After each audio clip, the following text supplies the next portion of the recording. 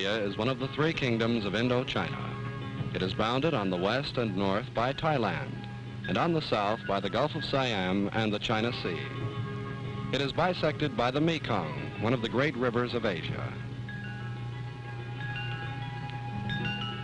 Geologically, it is a huge bowl of sedimentary deposits enclosed by the mountains of Vietnam to the east, its own coastal ranges to the southwest, and to the north an escarpment along the Thailand border. The northern half of Cambodia is a vast region of open forest and one of the world's last great game lands.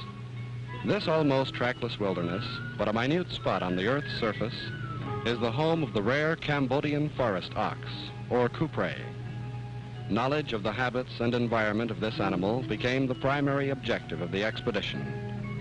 Almost all records of the coupre's distribution lie within the light green area of the map, a deciduous monsoon forest.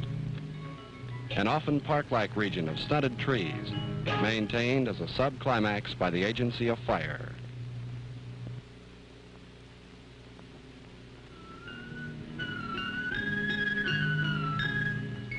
In 1937, Dr. Achille Herbin, director of the Vincennes Zoo near Paris, described in a French scientific publication the calf of an unknown wild ox, procured by a French veterinarian in Cambodia as a new race. Following this remarkable discovery, an expedition collected for Harvard's Museum of Comparative Zoology the first complete museum specimen of an adult coupre in 1939.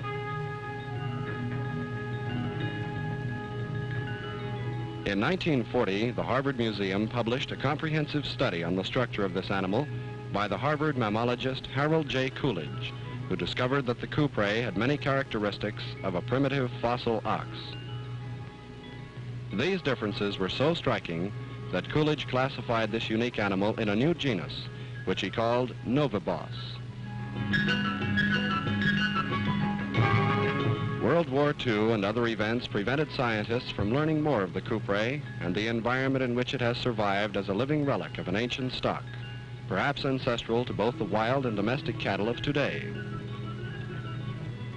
This film, the first documentary color film to show banting, wild water buffalo, gar, and coupre in their native habitat, was made during a 1951 field study of wild cattle in Cambodia, conducted by Charles Wharton of Cornell University under the auspices of the Coolidge Foundation. The expedition began at Phnom Penh, the quaint capital of Cambodia, which rules a kingdom rich in fish and rice, but having a total population less than one-half that of New York City. From the moment of the first talks with the Cambodian ambassador in Washington, officials of this friendly country extended the most cordial cooperation. Vietnamese and Cambodian script give the title and purpose of the expedition. In early times, Cambodia rested under Hindu influences. Ancient music, religion, and dance passed down through generations bear unmistakable signs of cultures farther to the west, of India and Siam.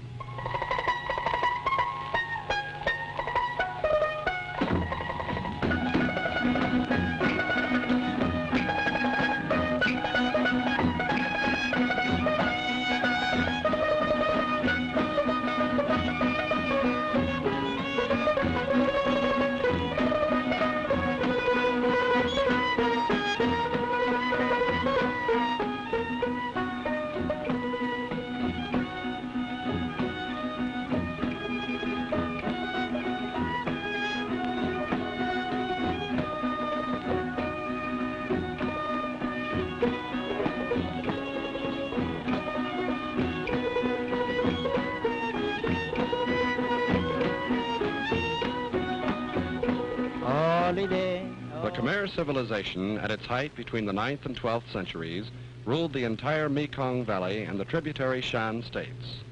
Mighty stone faces still stand above the devouring forest, attesting the magnificence of Angkor Thom, ancient capital city of the Khmers. A parade of stone animals on a famous wall at Angkor Thom is but a small part of a pageant of gigantic carvings depicting the art and religion of a great but vanished people.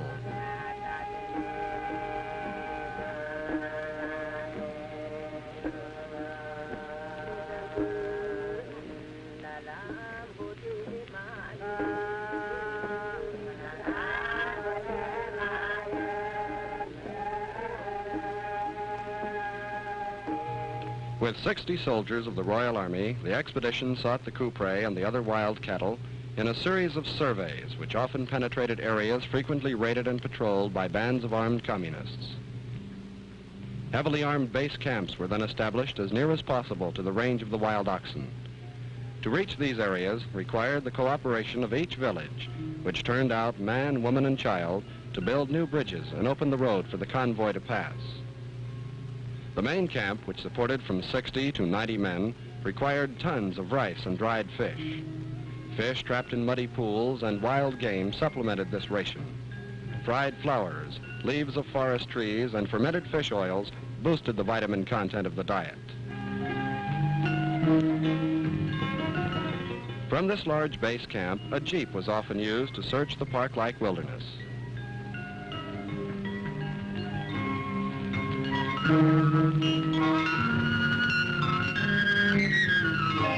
For longer trips, needing a heavier escort of soldiers, elephant and ox carts made a lively and useful team.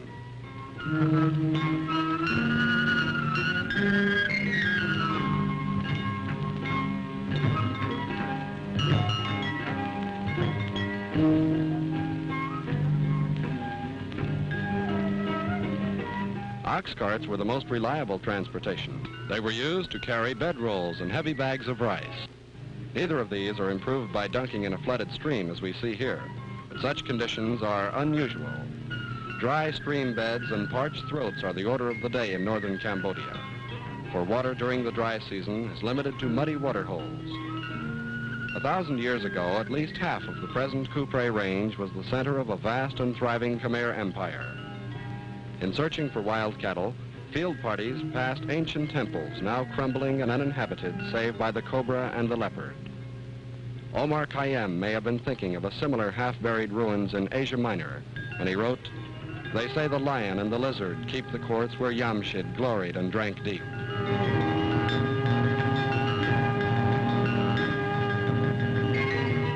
This spectacled cobra tried to take refuge in one of the large termite mounds so common in the home of the wild oxen.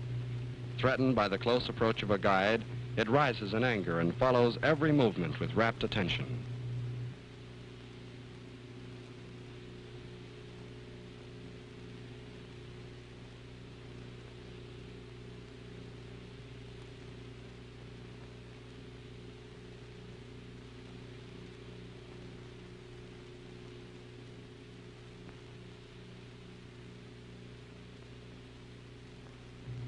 Giant trees clutch and smother the centuries-old sandstone. These tall hardwoods provide an aerial highway swiftly traveled by a master of wingless flight, the gibbon. Male gibbons generally have a black coat, while female gibbons of this area are golden yellow. Here, the photographer is racing between the animal and its refuge in the denser forest. Gibbons inhabit larger patches of dense forest, scattered here and there in the common open or savanna forest. These clumps of heavy monsoon forest are slowly being destroyed by annual fires set by the natives. Without such fires, however, the open aspect of the Coupre habitat might in time disappear.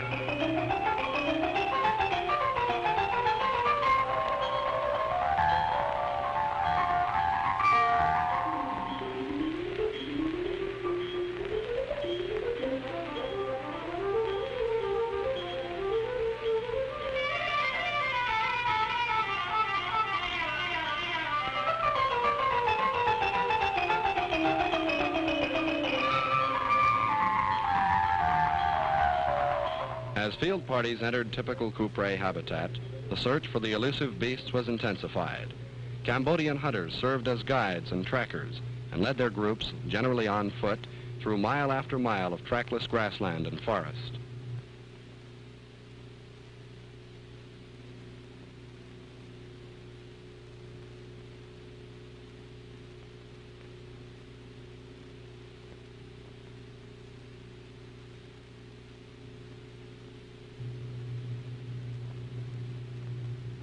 Once wild cattle are spotted in the distance, a careful approach is planned. Constantly shifting winds of the dry season must be continuously tested with cigarette smoke. Wharton, a non-smoker himself, happily supplied his guide with pack after pack of strong native cigarettes. As each guide weakened from this treatment, another took his place.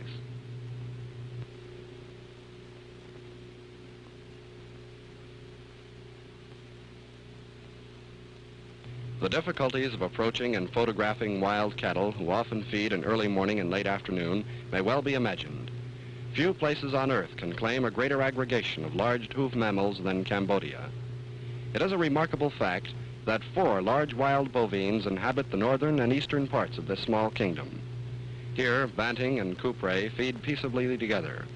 While cupre only rarely associate with gar or buffalo, they frequently feed with the red banting. These 2 animals occupy much the same ecological niche and have similar habits, but apparently they never interbreed. Banting are the most common wild cattle in Cambodia. An old black male can be seen running with this herd. Banting, the wild red oxen, range eastward through Burma, Thailand, Indochina, and Malaya as far as Borneo and Java.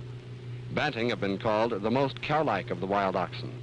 They sometimes feed with domestic stock, and instances of interbreeding are known. Banting are domesticated on some of the small islands east of Java. This herd is paying a visit to a salt or mineral lick near Kosker, Cambodia.